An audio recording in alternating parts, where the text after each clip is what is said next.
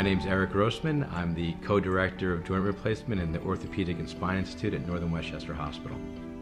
My particular interest in orthopedics is joint replacement and specifically hip replacement. In regards to hip replacement, there are three major approaches to the hip. There's the anterior, lateral, and posterior approaches, which really all describe the position relative to the hip that we approach the deep hip from.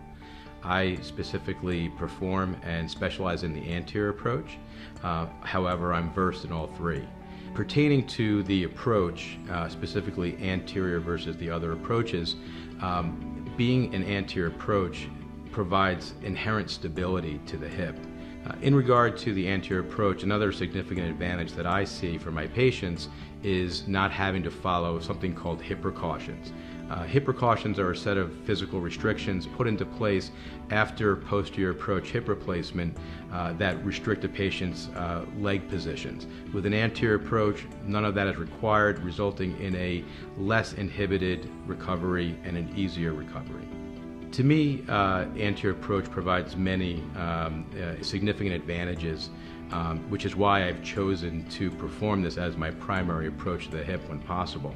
What I'm seeing in regards to my patients' recoveries with anterior approach is a quicker overall hospitalization and return to function.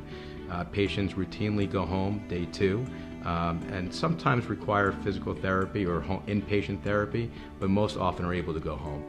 The fastest growing segment of the population currently undergoing hip replacement is probably the 55 to 65 age range, where in the past people have been told live with your dysfunction till you can't live with it any further, but today the implants are more durable, the surgery is more durable, and there's no sense in someone suffering and having various worsening medical problems as a result, whether it be depression, weight gain, or generalized pain problem.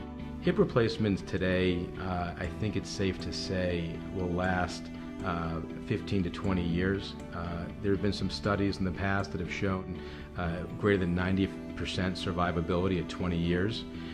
We're in the new range of newer implants, third generation plastic or polyethylene. As a result, there's been certainly, I think, a more reliable and durable outcome in terms of its longevity.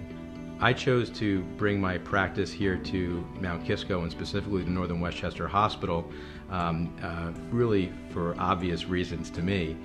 Those reasons are their commitment to excellence, their commitment to the community and the physicians that decide to practice here, their commitment to cutting-edge technology and staying current within the fields of medicine.